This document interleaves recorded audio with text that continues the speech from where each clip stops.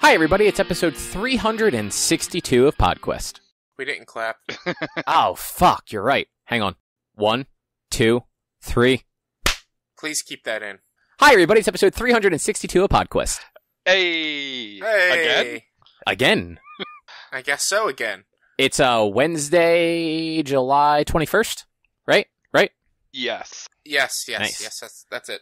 Cool. I am Chris. With me is Drew Hello. and Walnut. Hi. And boy, that was a mess. Sounds like my life. Yeah, no, I am especially tired today, so I am not surprised I messed something up right at the fucking top of the show. I did do a wireless survey, which is basically like walking around a building with like a program up on my laptop and just clicking it every couple of steps and then waiting for it to load and then walking a few more steps and clicking again. Mm-hmm. I walked like 8,000 steps, and it's a school. The whole campus, I Google mapped it, like measured around it, is about 380,000 square feet. Jesus. I did about 75% of it today. Fun. Yeah. And square feet is just, is the area. So the building I did is 2 stories, and when I mapped just that building, it was like 130,000 square feet times 2. Nice. So fuck me, I guess. Yeah. But like, it wasn't bad. It was just one of those, like, by the time I was done at like 3:15, I was just exhausted. And the only reason I was done at 3:15 is my laptop finally died and I couldn't actually scan any more of the building that day. Yeah, that makes sense. Yeah. That sounds pretty rough. I mean, it was just a long day. Yeah, sounds like a long, hard work day. I'm still working. I'm on line about 1450 of a 3,000 line script that I'm running. So That's not bad. No, not at all. I'm getting paid to record PodQuest, guys. Hey. I made it. I finally made it. So how are you guys doing? I can't really complain. I mean, you could. It would just be kind of a dick move. Yeah. You know what? I want you to complain. Complain to your heart's content until I say that's enough. So, Man, it'll be a dick move from me to tell you to stop complaining. I don't know what to complain about, though. Like, fuck. Complain about Richie. I mean, he doesn't like Hades, so that is a thing I could complain about. Hold up. First of all, I have been thinking. I do want to call back to that a little bit. I feel like I might have been a little heated last time, and I do want to apologize if I went a little overboard and was a little heated. Same. But also, I don't hate Hades. I didn't say you hated Hades. I said you don't like it. I don't not like it. I just don't find it. I don't get the overhype, the hypeness. Like, it's an absolutely fine game that I'll play. It's just not a game I'm going to play all the time.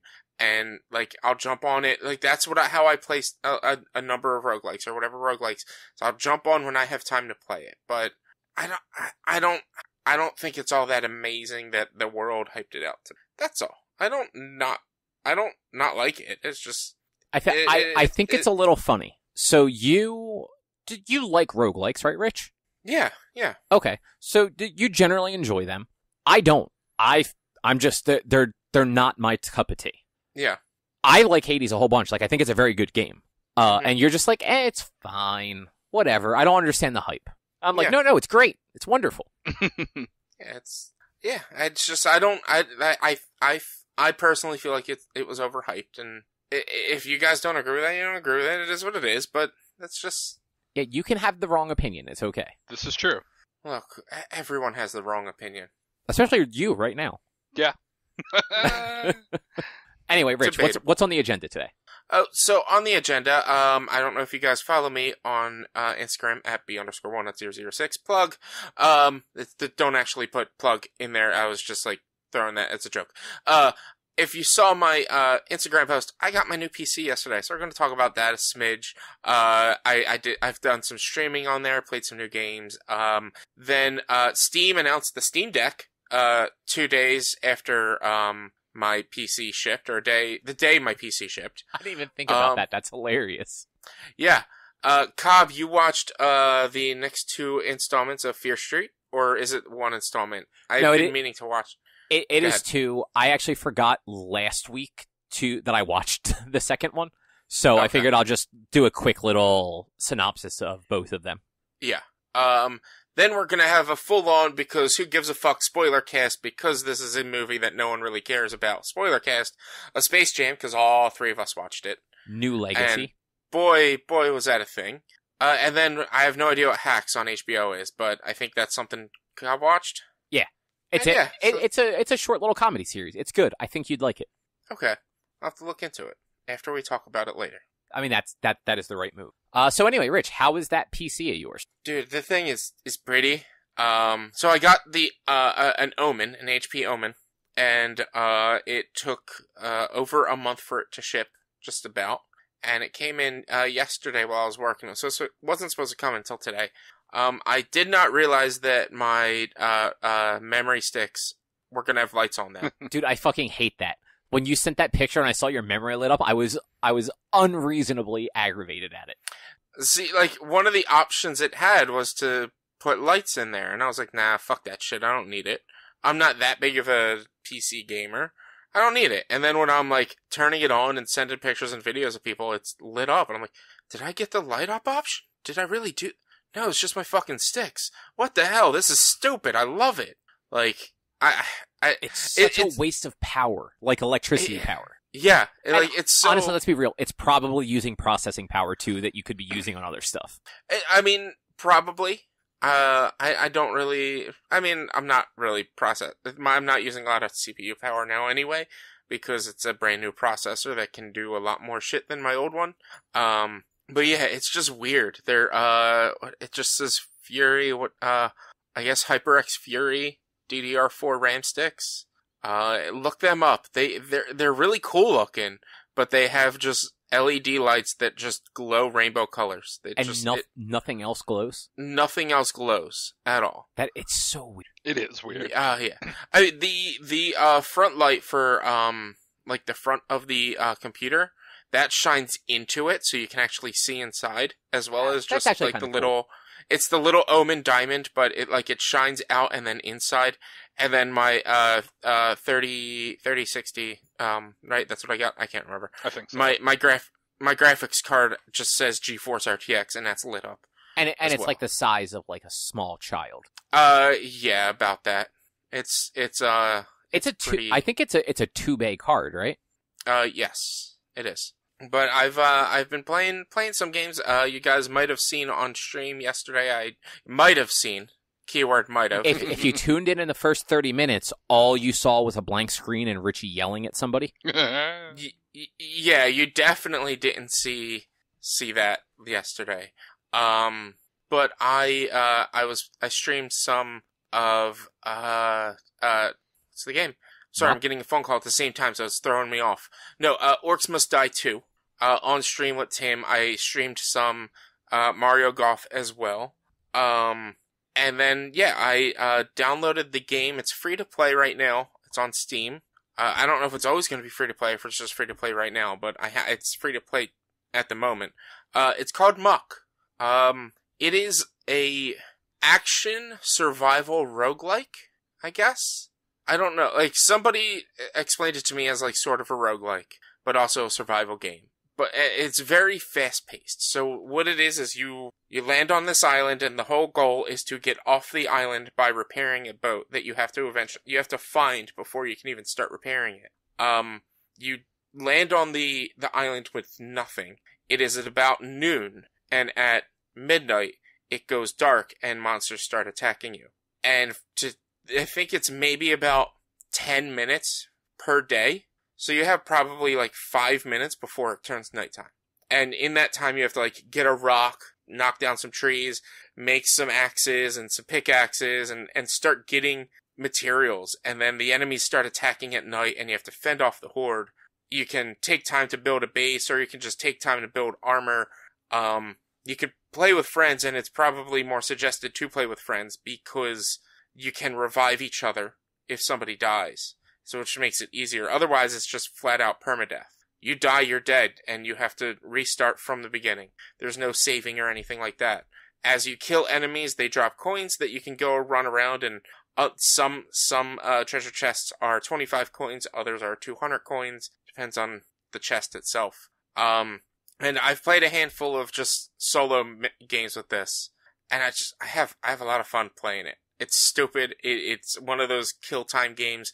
I was actually playing it before we recorded, because I had time to kill, and I can't really get past day 1 or 2 because I'm still like learning things. But it's like the level of like luck that you need for where you land is insane, because the first thing you need to do is get a rock so you can start breaking trees. One of my missions, or one of my tries, my runs, that's the word. The closest rock was about a minute-long run from where I was. And I was like, well, this fucking sucks. Yeah, that is kind of a bummer. Yeah, but it's just, it's a goofy-looking game. It's not like a super serious-looking game. Probably my other PC could have handled it, but I really just learned about it just the other day. And I don't, Jordan, I think you might kind of enjoy it. It does have that roguelike, style in it with, like, you die, you're dead, and I don't know, I think it's something you might enjoy. Unfortunately, you do have to play with mouse and keyboard. It doesn't have controller support, which kind of sucks. Yeah, that does kind of suck. Yeah. But it's first person, and it's indie, it's an indie game, but I think it's pretty cool. I think it's fun. So just to roll back to the beginning of this conversation, though, because I feel like we glossed over this. No, we don't have to do that. You got your new PC. Yes. And now, Drew, I don't know if you realized this from the chat earlier. Richie got a PC yesterday. Yeah. So he hooked it all up. Did that fine. No issues hooking up the PC. I kind of thought he might have a problem with. I mean, come on, it's 2 wires. No, not because Richie would make, like, Rich, that was actually not a shot at you. I've heard horror stories about PCs of every brand, how, like, just something comes not seated correctly, and, like, it's like this, like, guessing game of, like, do I reset the memory or do I call support? Yeah, totally fair. No shot on Richie on that. I had that worry when I got my PC that, like, something was not going to work. Yeah, like that. I honestly assumed something like that would happen just because you're not super, like, into building PCs, Rich. And, like, it'd be one of those, it's like, well, what the fuck? My PC's broken.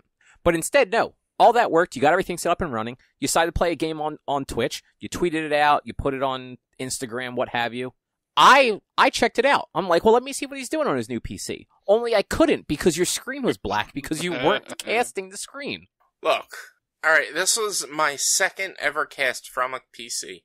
And I had tested OBS and everything else. Like, I had recorded my gameplay through OBS with Tim talking and everything on Muck, because I was playing Muck while I was waiting for him to get set up. When he logs on, gets set up, he buys Orcs Must Die 2. So I'm like, alright, well, we kind of have to play it because he just bought it. It was only $10, but still, he just bought it. We kind of have to play it. I load it up, I start the stream, and we start playing.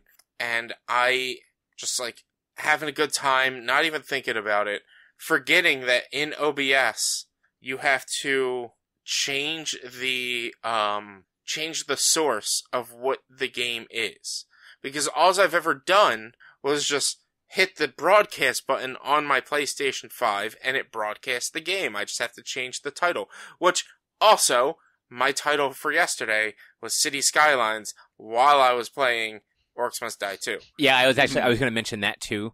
Like, I was very confused why you had a new PC and were still going to play City Skylines. And I didn't know when the Twitch live alert happened. But I saw it, I opened it up, I'm like, oh, he must not have started yet, he hasn't actually changed the game name, and I didn't have sound on at the time. So I just saw the blank screen, I just figured, oh, like, you were still getting set up, you just hit go live. Yeah. And then, like, half an hour later-ish, I opened it back up, and it was still black, and I turned the volume up, and I could hear the game noises. So I sent you a message on Facebook, and I waited like 5 minutes, and you never saw it, you never said anything. So then I jumped back in and actually sent something to your chat, hoping that you had like the stream manager open. Yeah. And I only vaguely heard you say something like, "Oh shit, I'm not streaming," and then a minute later, your video came on. Yeah, it was and see, like I'm still learning OBS, and I swear when I did my test stream with the Shadowcast and played Mario Kart for like an hour, it gave me more pop-ups. It popped up that the chat, like, all it was giving me was just, I was streaming, and that's it. It didn't give me the Twitch chat popping up on my screen or anything. It didn't really give me anything besides just, you're broadcasting now. And so, like, I didn't really think of it. I didn't check it. And like I said, I'm still getting used to all of this. Yeah, and I know OBS will tell you if you don't have a video source, but odds are it sounds like you had a video source, you just didn't actually have it set to the right, like, window, essentially. Yes, so, like, what you have to do is you have to choose to add the source, and I chose game capture, and then it asks for what mode. Do you want to capture any full screen application, capture a specific window, and capture foreground window with hotkey? I don't really know what that means, so I just did capture specific window, and when I was testing Muck, it was set to Muck, and it was working fine. I forgot that I had to change the window in the source to the game that I was actually playing. And you can always set up scenes ahead of time, like when you have some downtime. So this way you can have like those buffer shots where so this way, like, you can go live and have like a starting soon page, just just even if right now it's just a static image that just says starting soon. Yeah. And then you can have a separate non-visible scene ready that's like your game catcher and everything like that, so you can make sure that's all working, and then you can cut to that and just know it's working. Yeah. My question though, and I haven't streamed on Twitch like myself in a long time to know how this works anymore. So you had your chat open, but you didn't have the video open? Like how did that work? So I was using the video manager, the stream manager on my phone. So I could see that I was live. I did have a viewer or some viewers, and it was timing how long I was live for, and I could see any chats on there. It wasn't set on my PC to have all that stuff on my screen to have all of that. I still need to, I need to figure it all out. I'm still a noob, especially with streaming. Like I said, all I've ever done was just stream for my PS4, PS5. Never really done anything else. Yeah, which I was giving you a hard time, just so everyone listening understands, like, Richie and I talked about this ahead of time. I told him I was going to bust his balls about this, but it's weird to get started with that stuff. Yeah, it's like I wanted to have my webcam on, but I looked like a ghost, and my house is a mess, and I'm in more of a common area, so I don't want the potential of Kwame coming downstairs in his underwear while I'm streaming to just be in my background, like. And I was trying to figure out if I could set backgrounds on OBS, and I couldn't figure it out. Like, I have a lot of research and trial and error to do to actually get this to a great point. So, for instance, tonight I'm going to be streaming just on my PS5. I'm going to be playing Fallout 4. Tomorrow, or when you guys hear this, it'll be tonight. But Thursday or maybe Friday, depending on if I play games with other people, I'm actually going to buy Monster Hunter Stories 2, and I'm going to play that. On Switch or on PC? On Switch. That is fully a Switch game. Like, that is a game that I want on Switch. Oh, because isn't that also on PC, though? It is on PC, but although I don't really have any vacations or anything planned, it is a game that I want to, like, be able to take with me anywhere I go. Like, it's one of those. It seems like there's going to be a lot of, like, potential post-game content or Monster Hunter-y things after the actual storyline that I'm going to want to keep playing, even just to jump in for a little bit or when I'm away or whatever. Well, and we can come back to this later, but if you wanted to be able to play Monster Hunter Stories on the go, on the PC, there is an option for that now. What's that option? The Steam Deck. It's not coming out till late next year, if anything. It's coming out in December. I could have swore I heard somebody say like 2022 at the earliest. There are people that will not get it until 2022. Okay. It comes out in December. If you pre-order it now, they're at like Q2 2022, say. Yeah. Yeah, but so it does come out. Yeah, they did last week. I forget if it was Thursday or Friday. They had pre-orders for pre-orders, basically. Yeah. So you were able to go in and put $5 down on a version of the Steam Deck, which we can get into versions later. That basically then put you in a queue to be able to pre-purchase the Steam Decks when they're fully available. Mm-hmm. So Yeah, like, and they didn't have it capped, like, you know, like with the PS5 and Xbox, you know, places only had, even the manufacturers only had X amount that they were willing to pre-order. Steam's just like, nah, just give us $5, we'll hold one for you, we'll let you know when it's your turn to buy it. Like, Yeah. it's basically, they did what people were asking Sony and Microsoft to do. Because people were just like, look, I get it, I might not get it for a year. Let me just give you like $20 now.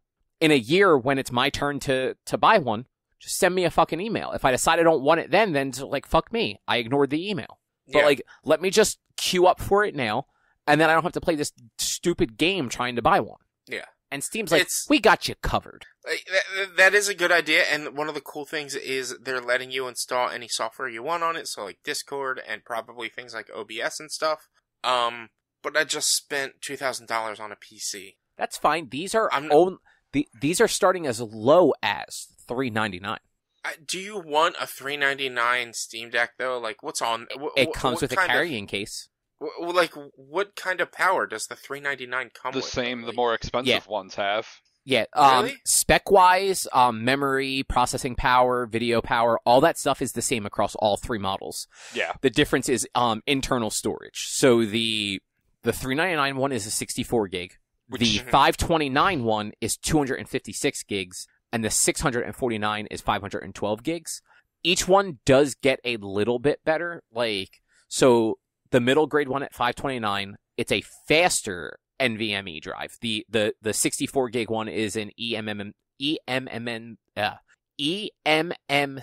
internal storage, whereas the other two are NVMe SSDs. So like, it's, the 64 gig is still fast storage, but it's not going to be as fast as what the other two models have. And then the 512 hard drive is actually the fastest hard drive that they're offering. They all come with carrying cases. And it looks like the 651, which is the 512 hard drive, also has an anti-glare screen. So, you know, like, you get, other than memory, like, each one has just like a little something extra. They all come with a carrying case. The middle one, you get exclusive Steam Community Profile Bundle, whatever that means. And then on the 651, you get everything else, plus the anti-glare screen and an exclusive virtual keyboard theme. I will say, I don't know if you guys have really looked at the Steam Deck. While it's a super cool idea, it is fucking goofy looking. Like, they have like touchpads kind of in the mid. So on a Switch, let's say, where on the left switch the D-pad would be, and on the left switch where the analog stick would be, are like two touchpads. And then above that, horizontal with each other, or parallel with each other, I should say, are the analog sticks. And then to the right of each analog stick or to the right of the right and the left of the left, I should say. So on the outer edges are the face buttons and the fucking D-pad, and it looks like they sit slightly higher, but not like enough to be offset. Like, it's a very poorly thought out like layout. It looks like it'll be uncomfortable to hold. But also, it's really fucking cool that you can load Windows on this, which means you could load like any Game Pass game theoretically. Any Game Pass game that it can theoretically play, at least. Yeah. Including cloud games. So like any games that Microsoft eventually offers to play through like a web browser, you could technically play on here and probably have a really good experience with, if you have sufficient internet. But like, this thing is really fucking cool. $500-$600 for like a decent amount of storage, though, little too much for me, at least. Oh yeah, because that 64 gig is like not enough for anything, unless they do have just SD playing cards. indie game. But still, like, if you want to sideload or download Windows or anything to play other shit, you can't do the 64 gig one. Yeah, I don't know that anyone has confirmed if you can sideload operating system, or if you just have to install it on top of it. Or whatever way it goes about. It's going to have the SteamOS Linux stuff on there as like the base operating system. Do you guys remember the Steam machines? Yes, vaguely. So it was Valve trying to make like a console, basically. Only it's Valve. They don't want to actually make things. Like, they don't want to make physical things or things that people actually want to play. They just want to have a marketplace, really. It's Valve. So it was that thing where they just wanted to supply like the code and then have other people make the hardware, kind of like Microsoft. Like, Microsoft makes Windows, everyone else just puts Windows on their hardware. That sort of deal. Those things didn't do real well. No. I feel like Valve is going to do like a couple rounds of these until like the sales taper off. And then you're never going to see Valve release another one, but they're going to try really hard to entice other companies to make. Like we're going to see like an HP. Well, I'm sorry. What is your computer brand, Rich? HP Omen? Yes. You're going to see like the Omen Portable in like 2 years. You know, and it's going to have fucking light up RAM inside of it with a little window so you can see it. Yeah. It's what it's going to be. It's going to be those old Game Boys that just had the clear case, and that's how you see all the RAM and everything going on. Oh yeah, like the original like Game Boy Color and Pocket and stuff like that. Yeah, where it was like the like the sort of translucent red case or whatever like that. Yeah, I remember. I don't remember what color. I know purple was one, and I think it was purple on. I believe it was Game Boy Color had the purple see-through, and Game Boy Advance had a purple. That sounds right. I'm pretty sure there were other colors of the Advance that did it too, but those were the two that I remember the most. Were like the like purplish. Yeah. Which, you know what? Fuck it. I would buy that. That's what my Joy-Cons, the ones that I like reshelled myself, they have it. They're green, but they're that see-through, so you can see the insides. Mm-hmm. I love that. Like, yeah, I mean honestly, that's always a cool look. Like I wasn't 100% sure I was gonna have a window on my PC, but when I got one, when I got it, I was like, awesome, I have a window on my PC, but it's on the wrong fucking side because the windows are on all the wrong fucking sides of PCs. That I had to rearrange my desk just so I could look inside and just watch the fans spin and watch my glowy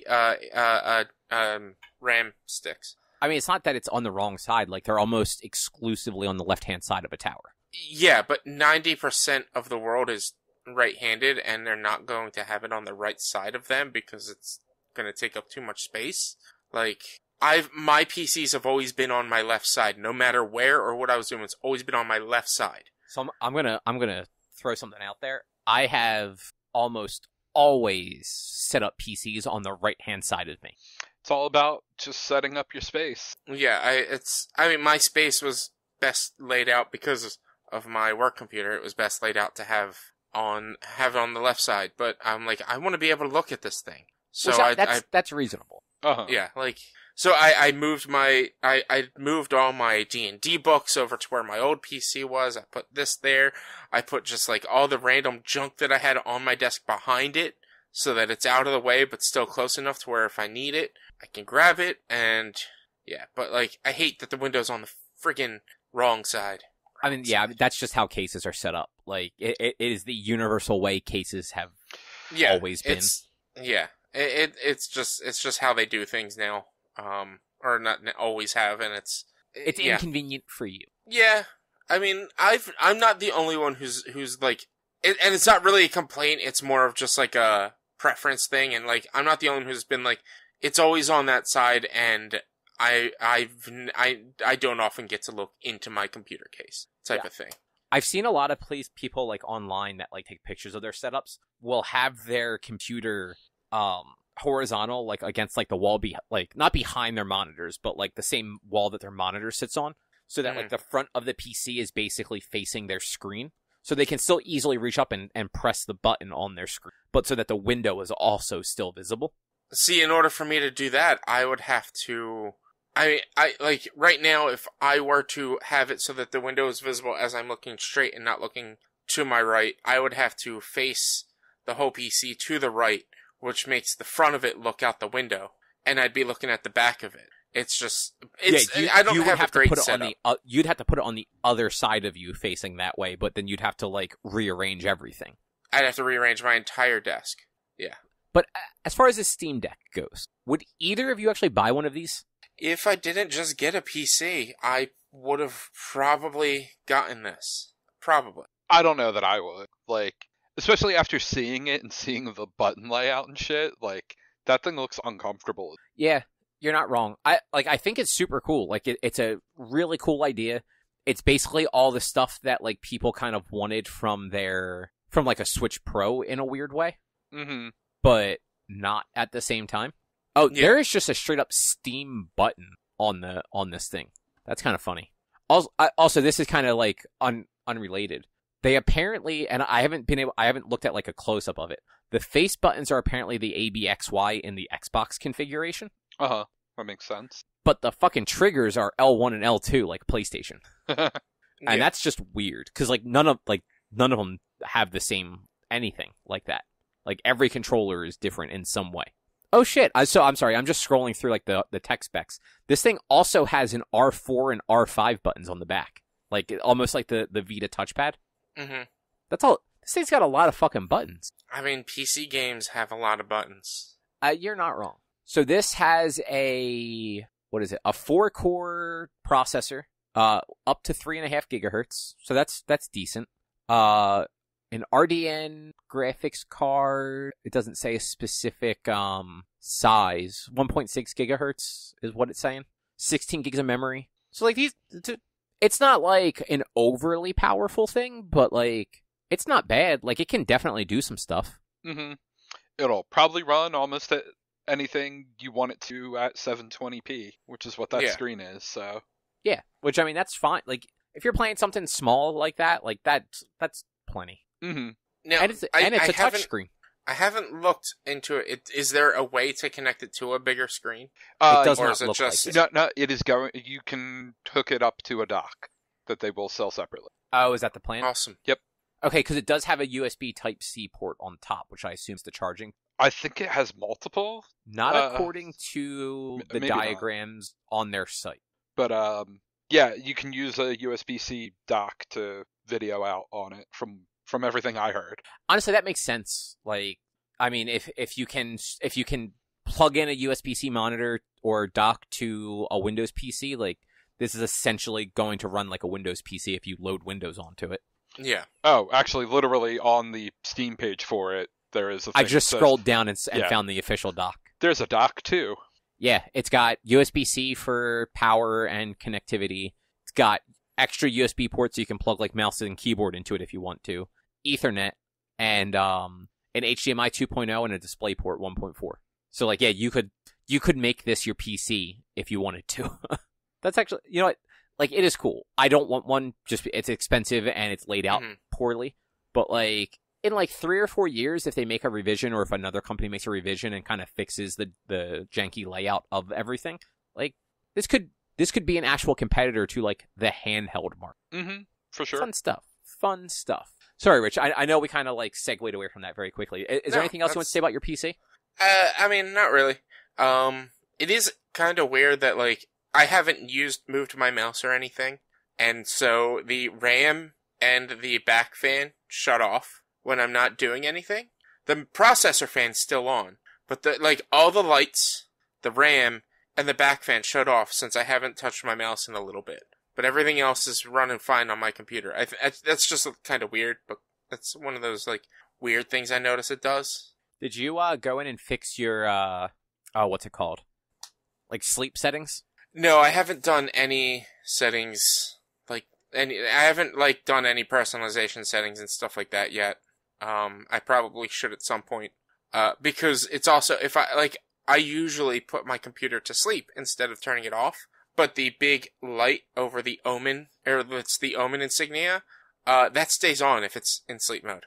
Oh, that's weird. So I shut it off. I was like, that's stupid. I don't want that. I mean, honestly, that thing probably starts up so quickly it doesn't make a difference. Oh, I don't see BIOS screens or anything like that when I'm loading it. It just turns it on and it's up.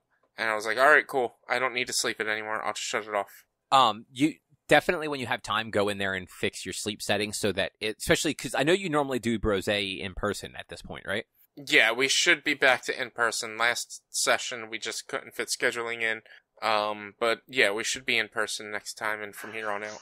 Yeah, so like between Brose, in case you do it remotely, and this, you don't want your computer to go to sleep in the middle of recording and like break anything. Yeah, no. I am consistently like waggling the mouse from time to time and checking, like looking things up. So it's not going to go into sleep mode. Because I think by default it's like 20 minutes on power is what Windows will sleep on. Mm-hmm. But it's also like I watched YouTube videos all day and like it went to sleep when I was listening to a podcast, but it didn't go to sleep when I was watching videos. So as long as like something's being done on the screen, I don't think it's going to sleep fully. That's not always true. So that's actually weird that it didn't do that. I mean, but good like that it didn't, but well, it shut down the display for the podcast, but the podcast was still running. So that's not going to sleep then. So Yeah. computers will turn your... So there's two settings in that personalization for power settings. It's turn off your display and then go to sleep. And there's usually like a 10 or so minute gap between them. So if you probably hit the turn off the display setting, 10 to 15 minutes later, it would have gone to sleep. Maybe. I don't know. I set up a lot of Windows computers. Like, that's usually the setting.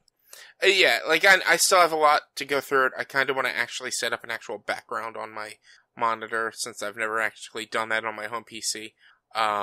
Things like that. Like, there's a lot of personalization that I want to do to it.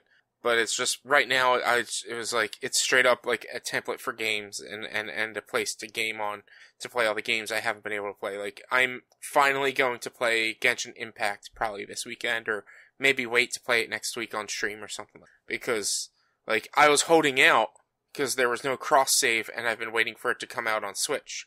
But then, apparently, it is getting cross-save, or already has cross-save on PlayStation since...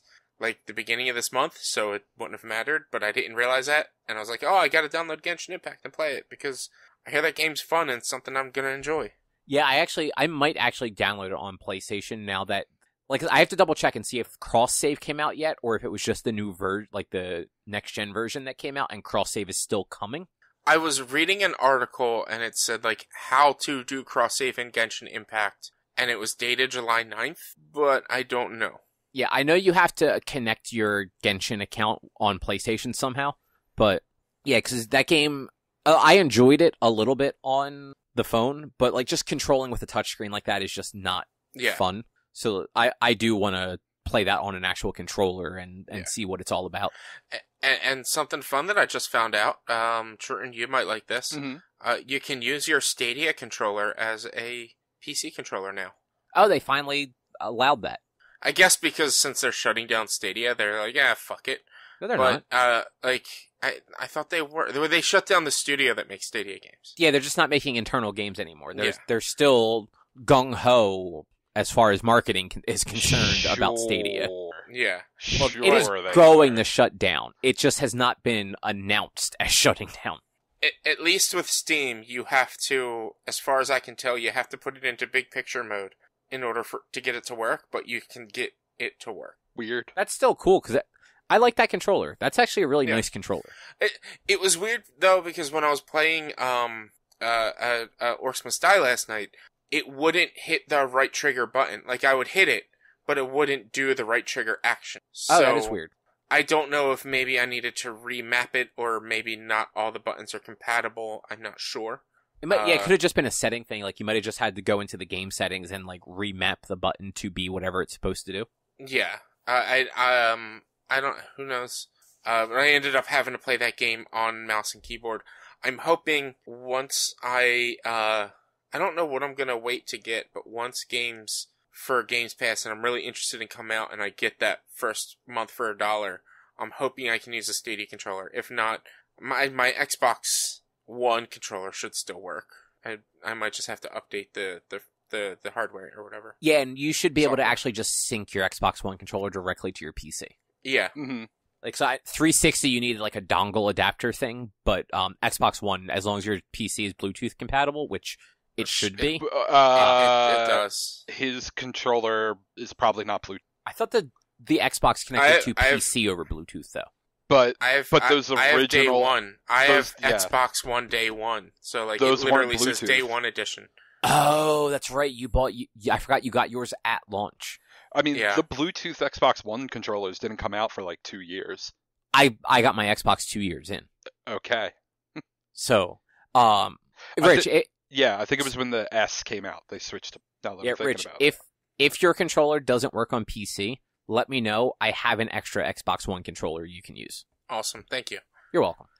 Anyway, I watched those 2 Fear Street movies. Well, the two... I watched the first one a couple weeks ago, but in the last 2 weeks, I've watched 1978 and 1666. Mm-hmm. That was an enjoyable trilogy of pseudo-horror films. Yeah, I want to say, is it like... When I think R.L. Stine, I think Goosebumps, I think childish. Is it, like, childish, or is it, like, legit, like, horror film? It's somewhere in the middle. So Fear Street was the teen books.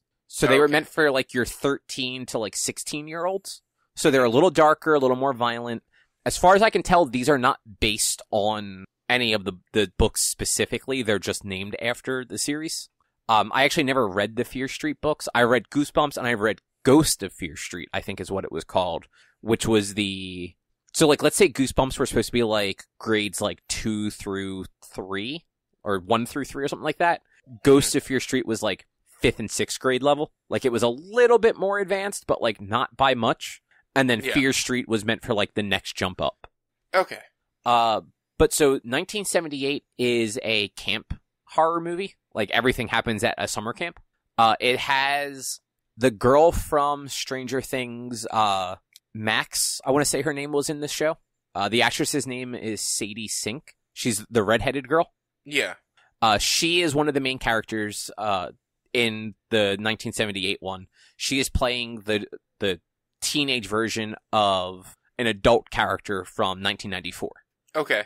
So the way that this movie is framed is it's actually the character in 1994 telling the story of how she survived this curse in 1978 to people that are being affected by it right now.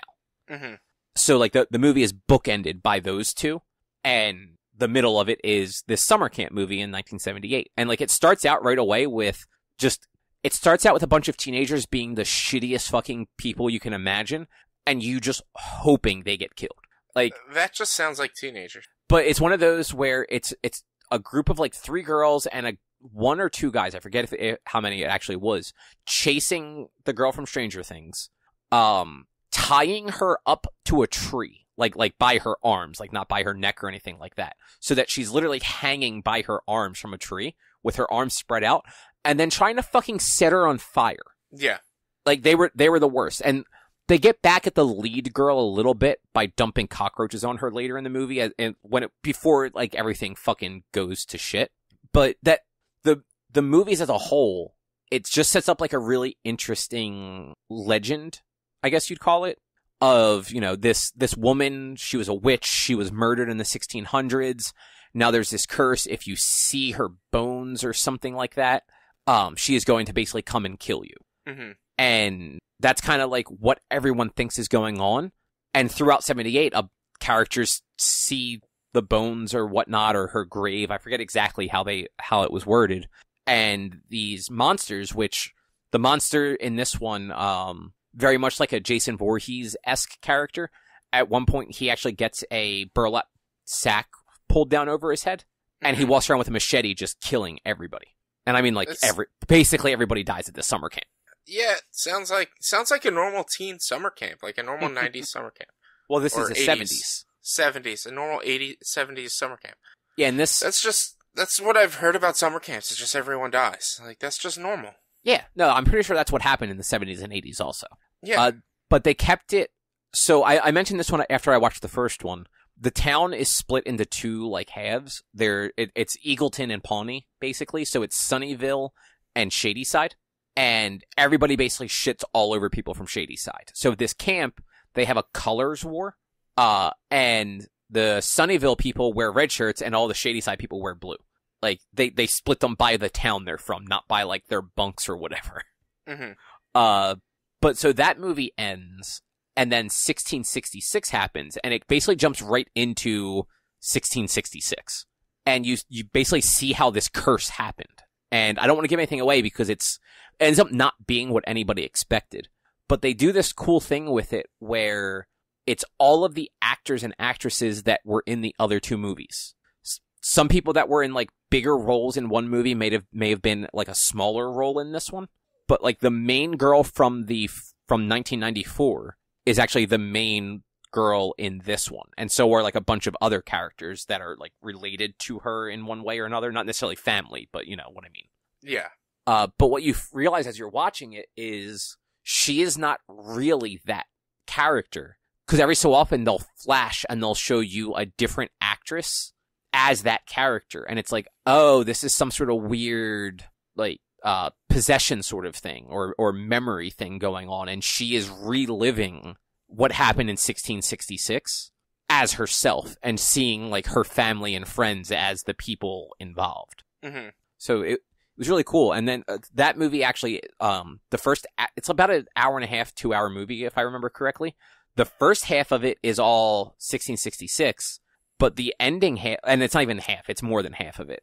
The ending bit actually brings you back to 94 to actually wrap up the story. Huh. So, like, it was a really fun narrative from beginning to end over these 3 movies. It wasn't like groundbreaking or anything like that. It wasn't super scary. So, Rich, I know you're afraid to watch movies at night by yourself. This is not that kind of, this is not that kind of scary. Like, you could totally watch it on a Friday night and be fine. Because for the most part, like, it's playing with a lot of just common tropes. Like, you know what's going to happen. And as far as like the death and the monsters and stuff are concerned, it's a twist on what is actually going on. That was actually a surprise, and a really well done surprise. So, yeah, definitely worth sitting down and watching those 3 movies. Drew, I don't think you would like them because it's just you. But Sarah might actually enjoy them. Okay. Yeah. Like, I'm sure you could sit there and watch them with her and not be offended by them. But also, if you never saw them, you wouldn't care. I mean, in fairness, if I never saw pretty much any movie that I'd care. God, you're just the worst. Learn how to love things. I think you'd care at some point if you never saw any movie. I really can't think of how my life would be negatively affected by not seeing any particular movie. What about Ready to Rumble? I've never seen it. So you've never seen Ready to Rumble? Fuck no, it's garbage. I've seen Ready to Rumble. Why? I don't know. I was like 12.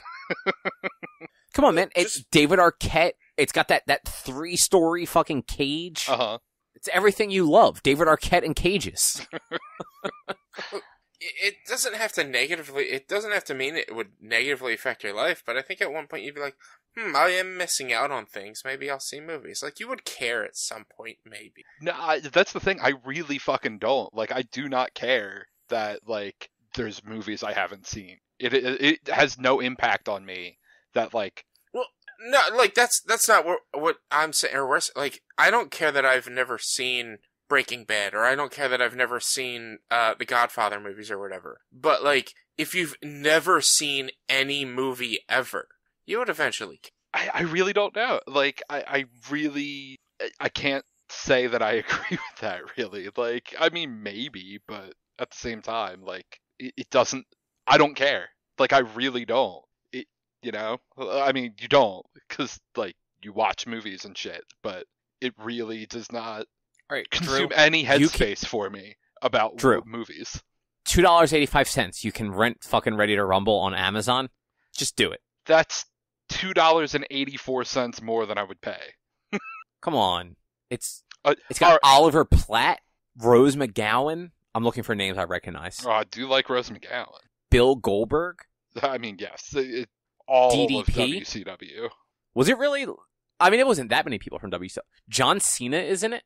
Yeah, he's in the background. Okay. Look, you've never seen it, but you know that? Oh, because I've watched wrestling, this YouTube channel, Wrestling with Regret. He does a lot of reviews of movies with wrestlers in them. Like, today he just put up a review of Suburban Commando with Hulk Hogan. Nice. So, he, of course, did Ready to Rumble, like, years ago. And actually, it might have even only actually been in the last year he finally did Ready to Rumble. But the whole John Cena being in there in the background was mentioned in his review. Okay.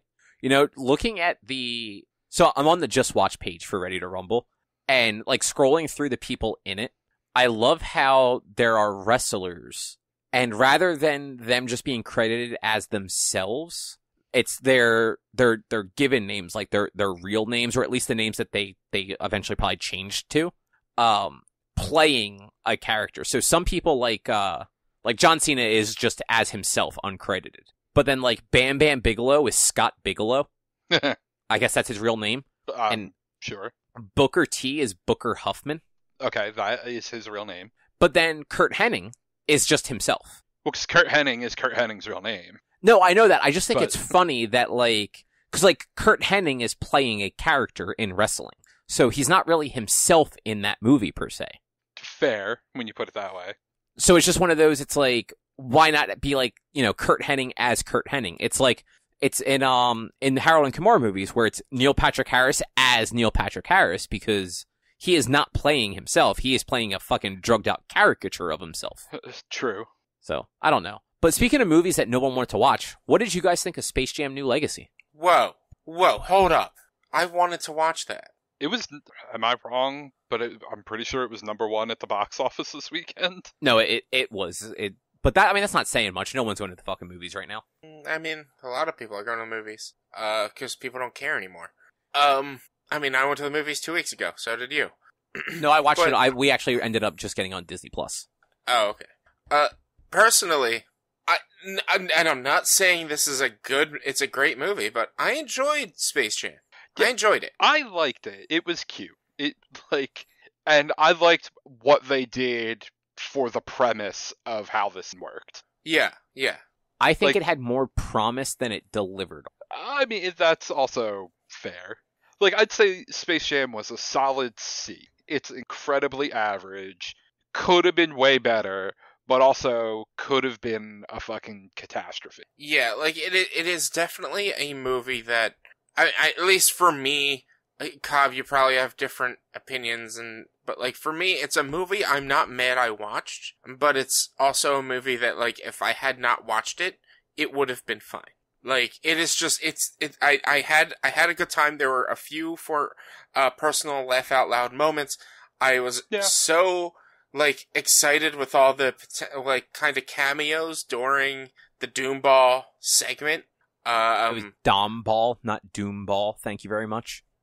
I thought that's what it was supposed to, isn't that what his game is? No, Doomball? Dom. No, it's Dom. His name is Dom. Oh, Dom. Oh, duh, that makes sense. I thought, I honestly, but that's the thing, I didn't really pay attention to I just thought it was to called the movie? Doomball. Yeah. Clearly. When, they said the name, twice, though. They didn't say it. It was at the top of the fucking screen constantly. I didn't look at that. I just watched him playing this game. Every time they showed us the score of the game, it had the name of the game right there. And I didn't hear LeBron call that. his son Dom, 48,000 times? I did hear him call him Dom. I didn't know he named the game after fucking himself. I thought it was Doomball. I thought, I was hearing them say Doomball. I wasn't paying attention to, the minute, Dom, because I was let me see all of the, cameos that are in the background beyond just Penguin and, the White Knights and stuff like that. And that, I want to know what else I that's could probably see back what, there. that was probably, and honestly, God, I am having trouble getting this sentence out. That makes the most sense is you were focused on what sort of Easter eggs were in the background during that part rather than, oh yeah, there's the name of the game. So I get that. But as far as him naming the game after himself, that's not his biggest flaw.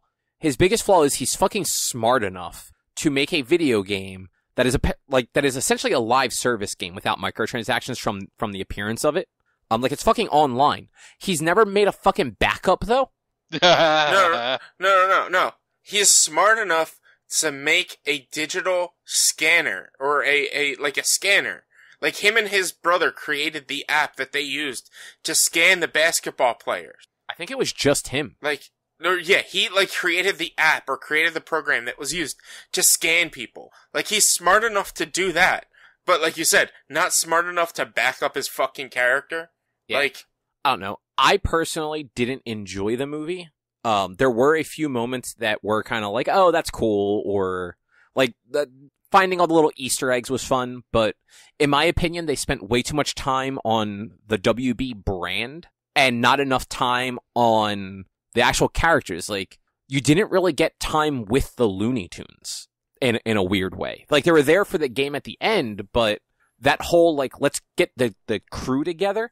It was very rushed, and it was just an excuse to dump the Looney Tunes for brief little clips into other WB franchises. Mm-hmm. Yeah, I can see that, but I don't find that as a flaw for the movie because the movie wasn't really about the Looney Tunes. It was about it's more about LeBron and him being the obsessive and honestly in this movie fucking shitty ass father that he is.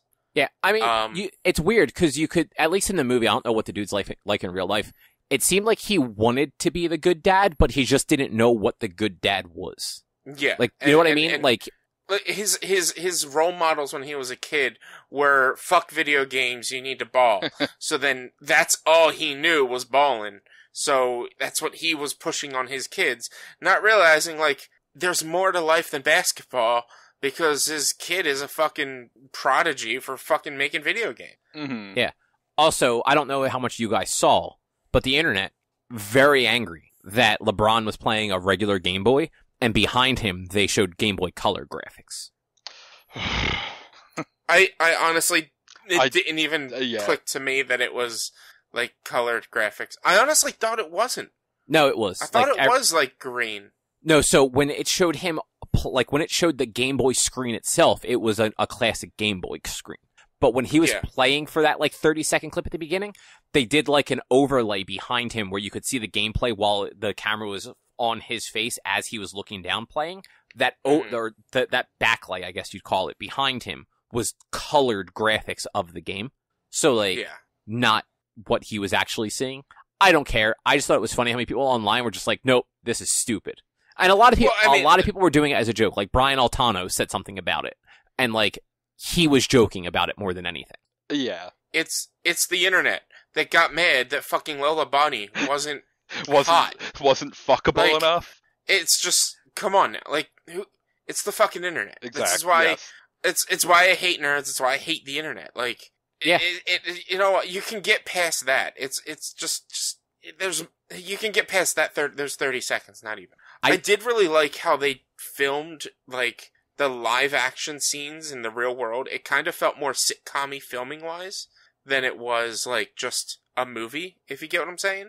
Yeah, they spent a little more time with, like, and obviously this one was more family oriented, like, about LeBron and his family than the original one was, and they definitely pulled that in a little bit more. And like having like the broadcaster guys there to like shot call the game and everything was different and fun, and having like an actual crowd like that was a cool idea. Yeah. Also, like, Don Cheadle is awesome, so like it was fun to see him as the villain. But yeah, you don't often see him as a villain, so it was at least I don't think you often see him as a villain. Not a lot. The two things that like sort of like they're minor gripes because like this is a kids movie, like it's not for me anyway. I hated when they made the tunes like CGI at the end. Yeah, I agree with that. Like, I hated the way they looked. Like, so I didn't realize that was just the end of the movie, because I'd only seen a brief clip of it before we watched it, and I thought that's how they looked through the entire movie, so I was pleasantly surprised when they just looked like fucking Looney Tunes. And then they did that at the end, and I'm like, oh, this is what I saw. They just look so bad. But I didn't think they looked bad, but, like, I can understand, like, it is jarring. Like, I wasn't a fan of it when I saw it in trailers. But, like, watching the movie, like, I got used to it, and I didn't hate how they looked. Except the humanoid Looney Tune. They looked way too weird as, like, CG 3D models.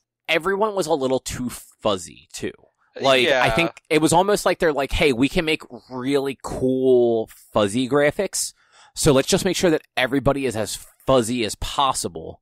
And, like, I get it, like, it looked impressive, let's say, but I did not like that aesthetic. And I didn't like that so marketing wise and the way they talked about this movie, it's a sequel, it's a standalone sequel. Like, it's not meant to be tied into the original in a real way.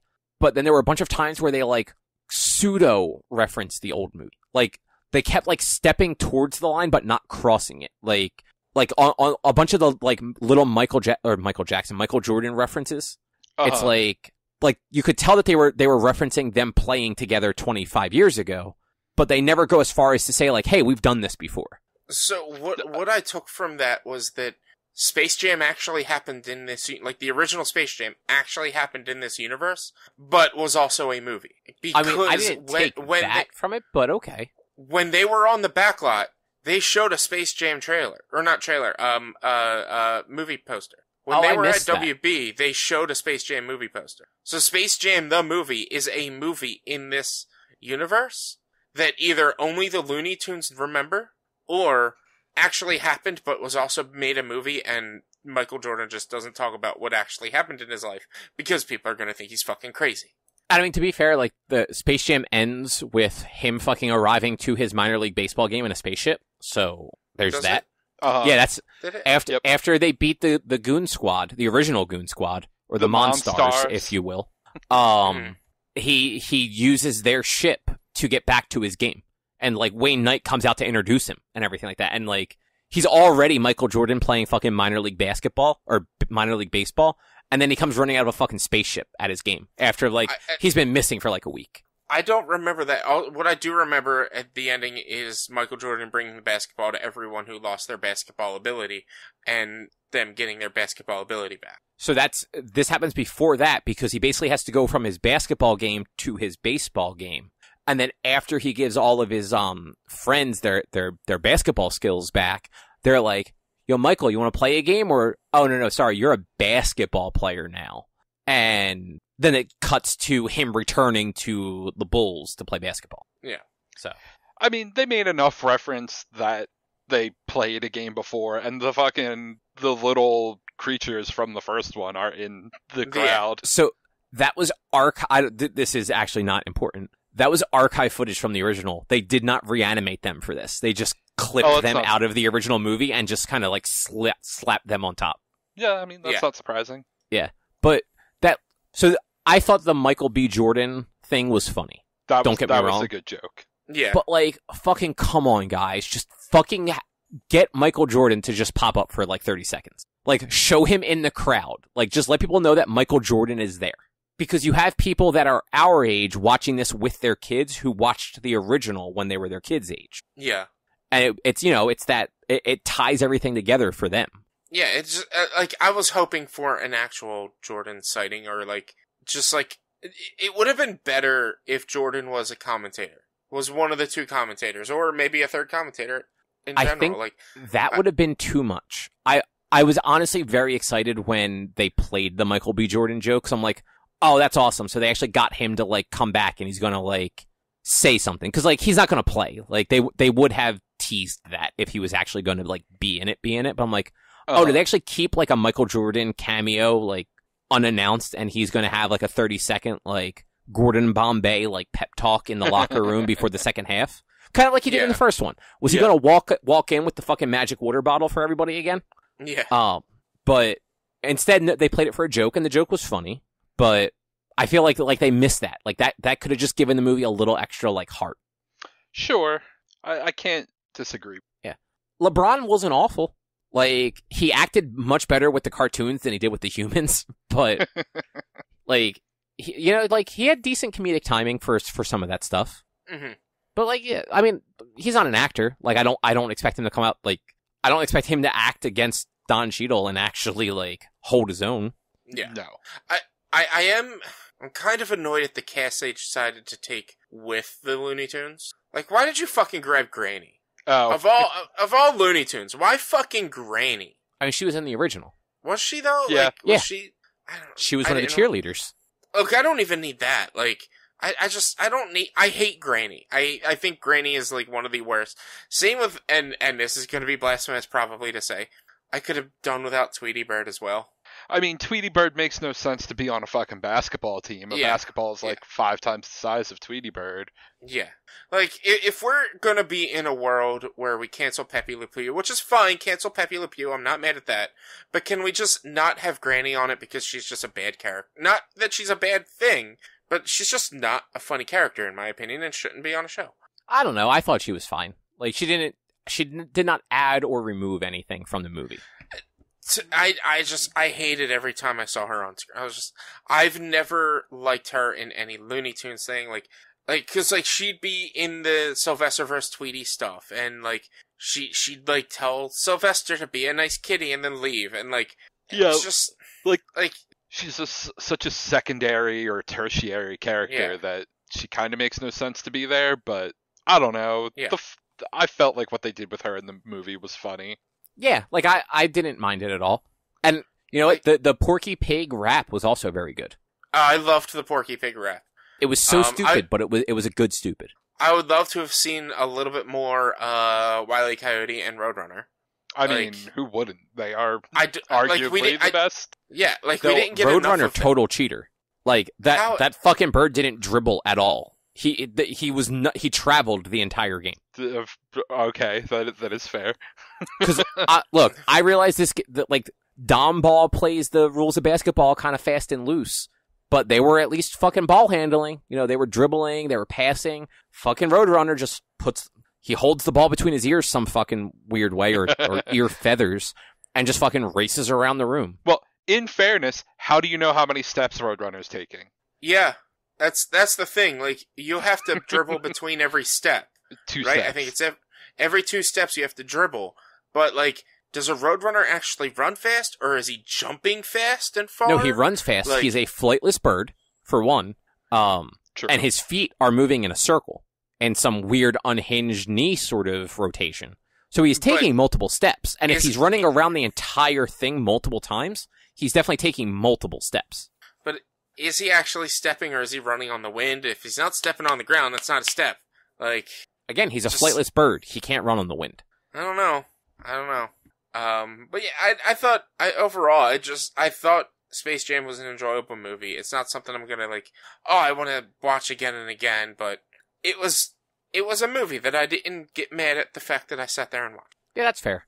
I don't know basketball. Like, Space Jam original, I knew who those players were. In this one, I have no idea who the Goon Squads were based off of.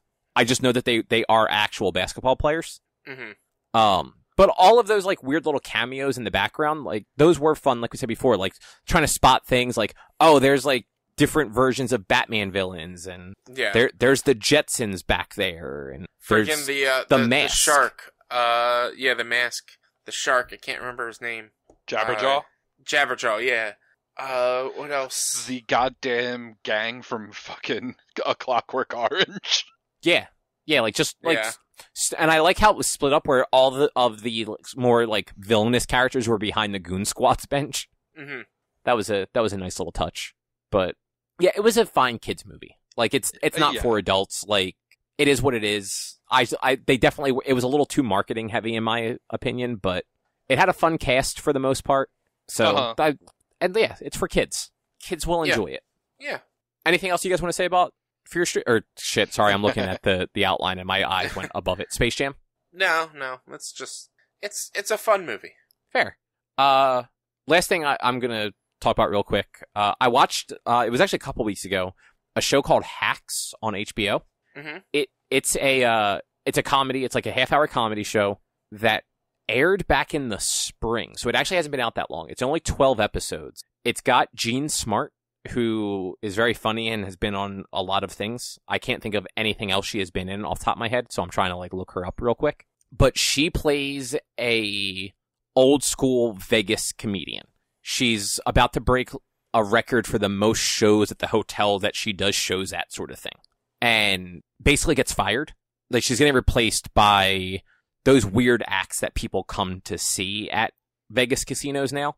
So her agent actually sets up a writer for her to help her write jokes that are a little more timely, in a way, with this younger comedy writer who's played by Hannah Enbinder, who hasn't really done anything otherwise, but she's a stand-up comedian, and she writes very millennial and like Gen Z jokes and stuff like that. Whereas Jean Smart's character Deborah Vance, talks about like her divorce and being old and things like that. So they kind of clash a little bit. It was an unexpectedly funny show because they're both, all of their conversations with each other are super antagonistic for the most part. And they're both very quippy and witty, and they're just saying some horrendous shit to each other. But like very funny shit also. Okay. Yeah, I don't want to spoil too much of the show because it's only one season has come out so far. It did get picked up for a second season, so like there will be more of it. But it's worth checking out. It was, like I said, it was 12 episodes. They're 30 minutes. It's on HBO Max, and yeah, it's good. It's good. It's funny, especially if you like just like a shitty Vegas thing.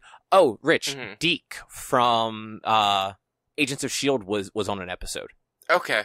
Very different character in this show, but he was a fun character, and I'm bummed that he was only on it for one episode. Yeah. But that is what it is. It sounds fun. Sounds interesting. There's a number of comedy things. Like I haven't watched Bo Burnham's special yet. I want to get back to watch that. And I'm trying to think. Yeah, that'll be just tacked onto the list of things that I need to watch. That you'll probably never get to because you're just going to rewatch How I Met Your Mother. Look, I started watching Demon Slayer. Like I finally started watching Demon Slayer. Oh, how many episodes in are you? I just watched the episode where he fights the water demons, like the one that can split itself into the muck. Oh, and like that goes underneath the fucking sidewalk and stuff like that. Yes. And they had been like abducting people in this town, if I remember correctly. Yes. Okay, That one. that was a good one.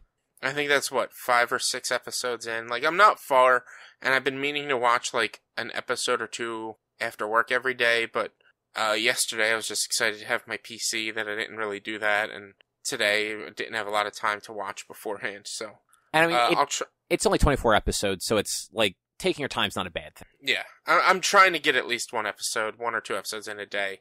I wanted it done by the end of the weekend, but I was too busy during the weekend. I wasn't able to watch as much as Yeah, and don't forget, what are you watching it on, Act? Hulu.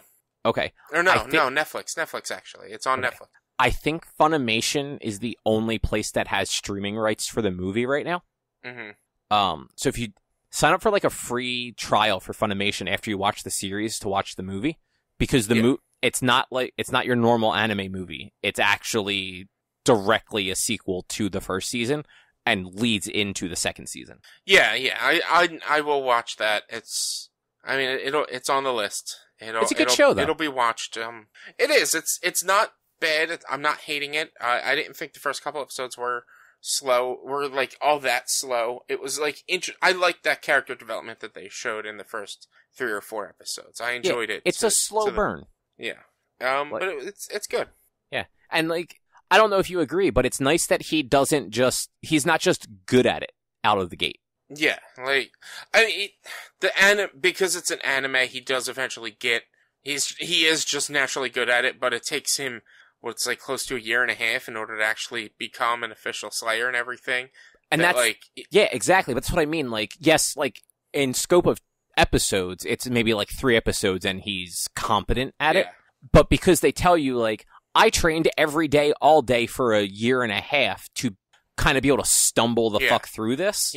I think it was 6 months training with what's his name before he said you have to cut the rock, and then he was 6 months training basically by himself, trying to cut the rock. Yeah, it was definitely something like that. And even now, like when you watch it, so you'll see like as the show goes on and they start introducing more characters, he's not like he's the protagonist, but he's not the best one.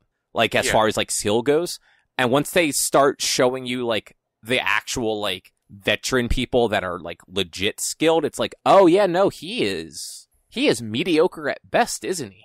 But like he tries real hard, and like that counts for something. It's not like Bleach, where like as soon as Ichigo got his powers, he was suddenly just able to cut every hollow in half until they introduced somebody stronger than him, and then like 20 episodes later, he was stronger than all of them. Yeah.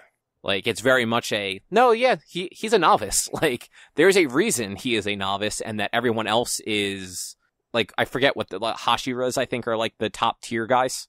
I don't think I've met any of the top tier guys. I don't remember their names. They're gonna give you some serious Bleach captain vibes, and, like, in a good way. In a very good way. Mm-hmm. So, no, that's cool. I'm excited to see what you think once you finish the season. Yeah, we'll get there. We'll get there soon. Yeah, you have until next week. No, it might not happen. I know, you have a PC now, so that's all you're going to be doing. Yeah, I gotta mow the lawn this week and stuff, so it's gonna suck. Yeah, does Netflix is Netflix subbed or dubbed, or both? Both, and I'm watching it dubbed because there's a lot of talking in that, and I just decided to watch it dubbed. And honestly, the dubbing is not bad. From what I hear, it's kind of better than the Japanese. Oh, see, I haven't heard any of the Japanese voices, so I didn't realize that. It's a decent dub, though. Yeah. It's not bad. And the one thing I did notice, and Jordan, you might get a kick out of this. The first episode, I'm watching it and I'm actually texting Evan, being like, "Have you watched this? Is the dub good?" And he's like, "I haven't watched it yet." And then within 30 seconds, I'm like, "Oh, so far so good." Oh, it's Johnny Young Bosch because he has one fucking voice. Yeah, and he is that one character. He's the one that like brings him to the trainer-ish sort of thing. Yeah, he leads him to the trainer, but like, and it's like Johnny Young Bosch is good at what he does, but what he does is yell in anime, and yelling is all he sounds like is Vash. He's got one voice, and it kind of like, I love him, but at the same time, like, I'm over him. Yeah, he doesn't change his voice the way some actors do, but like he will. At least I think in his role in Demon Slayer, he's more subdued, so he doesn't have that hyper loudness that he has as like Vash or Ichigo. Yeah, and that's like, if he wasn't loud, if he wasn't yelling, I'd probably want to guess that it was Johnny Young Bosch right away. But the second he yelled at Tanjiro, I was like, oh, that's Johnny Young Bosch. Okay. Yeah.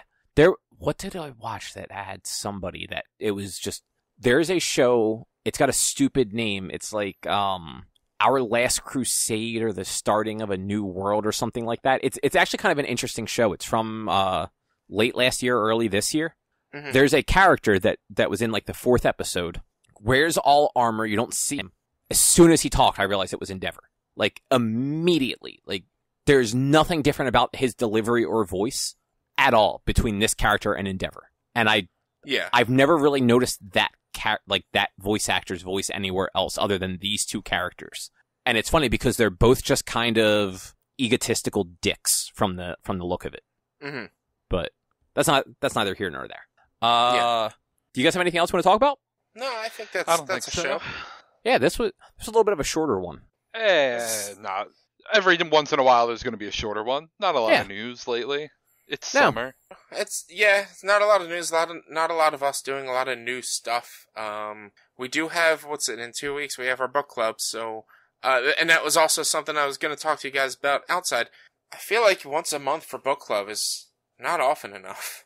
I just wanted to do it monthly to start while we kind of got used to it. Especially you coming out the gate with 6 fucking hours of content you want us to.